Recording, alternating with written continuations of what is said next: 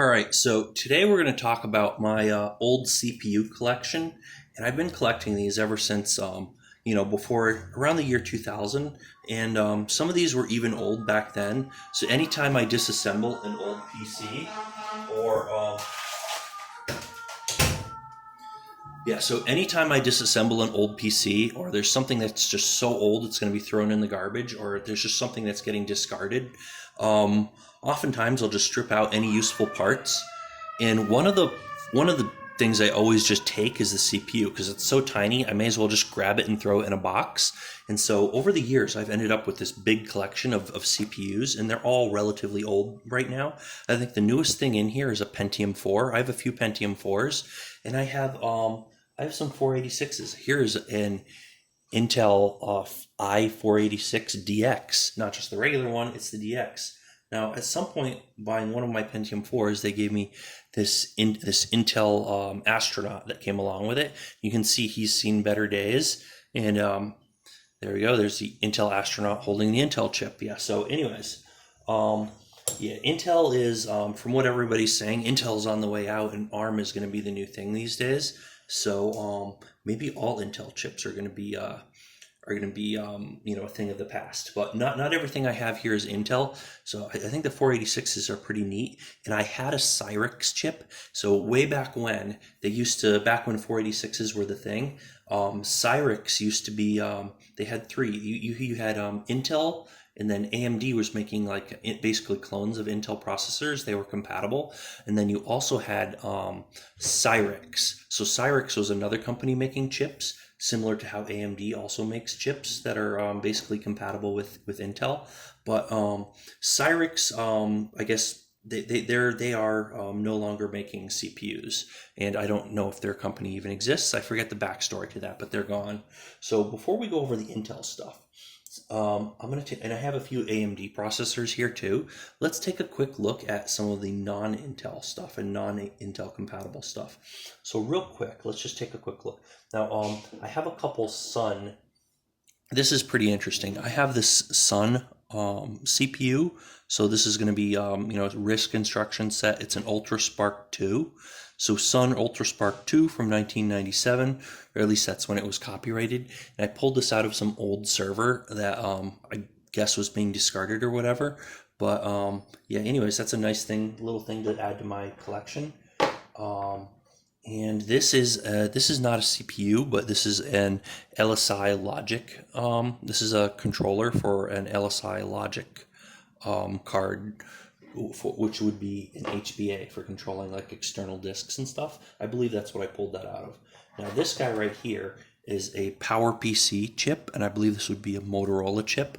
I could be wrong, but it's PowerPC, and I pulled this out of a Mac, an old Mac that was being discarded. That I wasn't able to actually keep the Mac, and it was so old. I don't know how useful it would have been. These days, they're valuable. So go figure. Now ancient Macs go for a pretty good amount on eBay, but the older the better, I guess. I don't know. There's a lot of old Mac stuff that's really valuable, but you'll see the pins on this. Like most of these, the pins just come out. This, I actually literally had to cut this out, which is kind of a terrible thing to just destroy something like that. But the whole thing's getting trashed anyways, so I figure I may as well just grab the CPU.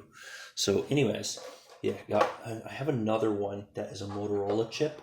And this, I believe, I think this is like a coprocessor or something. I'm not sure what this is. But this also I believe, was pulled out of a Mac. It might have been the same Mac, but I'm not sure.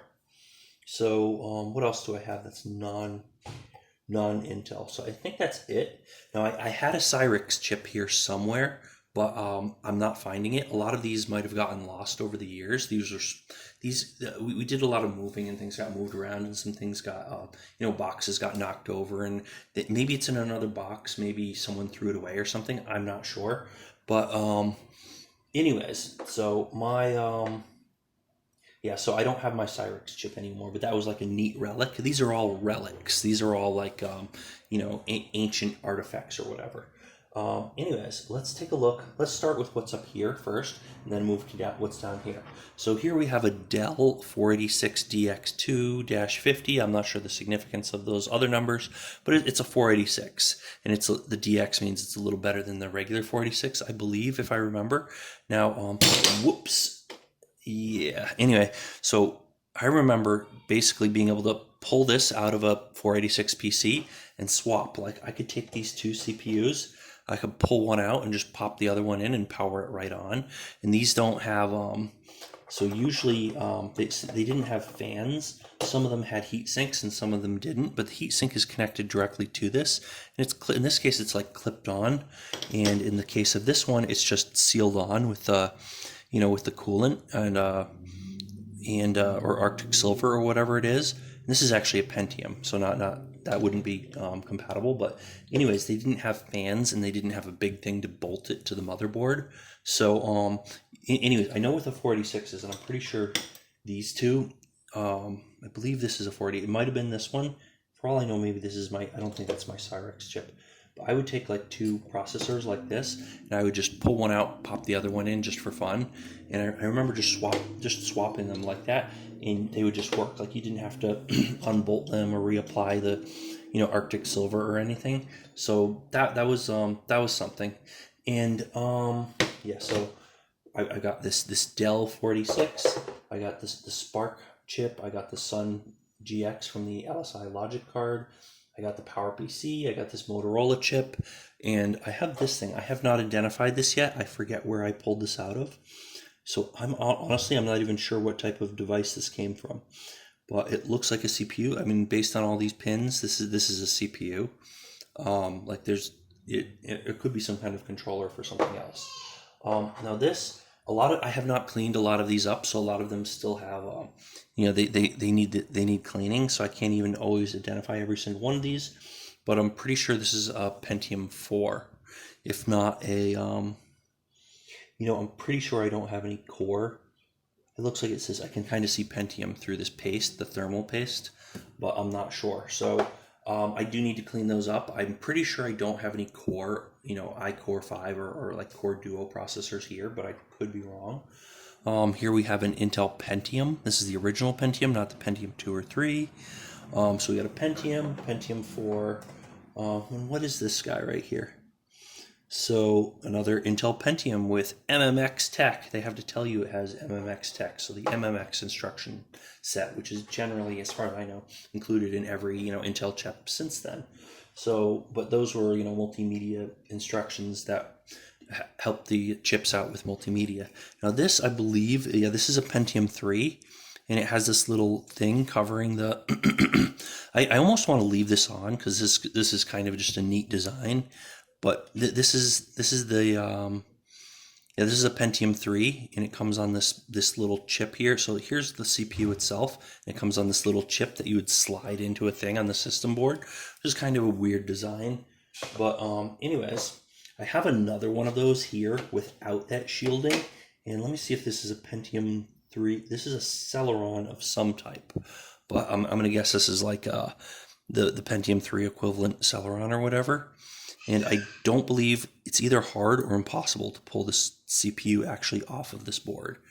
So what else do we have here? I have another Pentium 4, which were pretty, they were pretty awesome at the time. Now, not so much, obviously. I have an AMD K6, another Intel 46DX that we already looked at. Let's see. We have an Intel Pentium, and I do need to clean these up, but I wanted to just get this video made, but even if I haven't cleaned these up yet. So I've got an AMD K6, so another K6 here. We've got a couple more Pentium 4s here. So there we go. There's a couple Pentium 4s, and yeah, I remember when these first came out, and they were like amazing and super fast, high speed processors. Here is another. I want to say this is a 486, but I'm not sure what this is for sure. And this one, I believe, this looks like this is just a Pentium. Based on, yeah, there we go, Pentium 60 megahertz. How about that? All right. And I don't know if I mentioned this one yet. So Intel 46. here's a nice looking AMD. So this is really, the colors on this are nice, which I guess is not what you get it for. You're going to cover it with a heat sink anyways. Has these pads that would, separate the heat sink from this whole thing, and it'd actually get pressed down onto the actual processor here. Here's the pins, but this one looks nice. Let's see, what else do we have here? We have our, what is this even? AMD Athlon. So we've got a 64-bit processor. This actually might be newer than the Pentiums. I'm not sure if this was, I forget if this was equivalent to a Pentium or it was like slightly newer. What else do we have here? We have another Pentium 4. I have a ton of Pentium 4s here. And what else do we have? Another AMD K6. What else? We have an AMD something or other. It's a similar design to, this is exactly the same as this. All right, this has got to be in, except it's not telling me which. This has got to be an Athlon. Where did it say Athlon on here? I actually have 3 of these things that look very similar. I could swear one of these said Athlon on it. Or no, that was this guy up here was the Athlon. And these, I'm not sure. They have a neat design. All right, so what else is here? We have a Celeron of, I'm not sure which generation of Celeron this is, but it's a Celeron. We have another Pentium. Now this is just a regular Pentium, not a Pentium 2 or 3. I should probably take care of these a little better if I'm trying to hold on to them. But I mean, I don't have a real practical purpose to even have these. But and this I'm not going to identify today because it will need to be cleaned up. There's too much thermal paste on here to even identify this. I'm going to guess it's a Pentium or a Pentium 2. So here we have a Pentium 3. I remember those being the latest and greatest thing. I remember when 486s were pretty good too. So here's another Pentium that seriously needs some cleaning because of the thermal paste. Here's a Celeron. If you can see, yes, yeah, Celeron there. And what are these? Are these more? Here's a Pentium. Looks the same as that Celeron almost. Another Pentium. And this guy is another AMD K6. I have way more of these than I even realized. But yeah, Intel Pentium 4. Here's another Celeron. So the Celeron. Here is an Intel Pentium with MMX tech. So a lot of Pentiums, a lot of Celerons, a lot of different things here. So I believe I covered all my CPUs that I have here. This is and it's not like I'm going out of my way to collect CPUs. I'm not like some kind of CPU collector or something. Like I really don't care that much. But basically, anytime some old box is getting thrown away or something, I'll just grab one out. And these are all the different things I've touched over the years. And I probably have more that have just somehow been lost or thrown away or something or other. And I have plenty more that are still being used in running desktops today. So that's it. This is just a little side diversion. This is not like a useful video or anything. I don't know, who knows, maybe someone finds it useful. I just thought this was a neat thing that I really should make a video on. So hopefully you found this interesting. If not, give me thumbs up, thumbs down, whatever.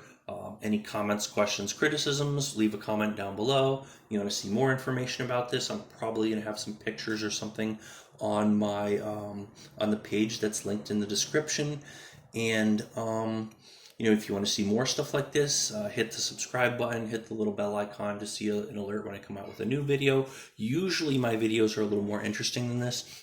Usually I'm either teaching you how to do something, or I'm going to teach you or I'm just going to do a tear down and disassemble something, which is also kind of, you learn something from that. So usually my videos aren't just, showing a bunch of old parts like this, but hopefully this is interesting to someone, and I did feel like I should make a video on this. So we have a ton of awesome videos that are coming out. Either I'm not sure which order I'm going to post this video in. I have a whole bunch queued up ready to be I still need to edit them, but I'm going to be publishing them really soon, but I have a ton of great content planned. We're going to be doing, I mean, we are going to be doing like server and PC hardware, but we're also going to be doing a lot of like a lot of Raspberry Pi stuff and a lot of single board computer stuff. We're going to do a lot of like coding tutorials, network tutorials, a lot of like how to configure servers, web servers, database servers, basically any tech related stuff you can think of. We're going to be doing a lot of electronics and a lot of just everything related to tech. We're even going to break out into like 3D printing in the relatively near future. So stay tuned for all of that stuff. We have a lot of great stuff coming up. And if you like this video, we do have a lot of other interesting things, somewhere where you disassemble things and take things apart. And if this isn't quite your thing, but you just like tech, we probably have plenty of stuff that you're most likely going to enjoy watching. So definitely hit the subscribe button. And so that's pretty much it. Thanks for watching. Hopefully you enjoyed this video, and we'll see you again next time.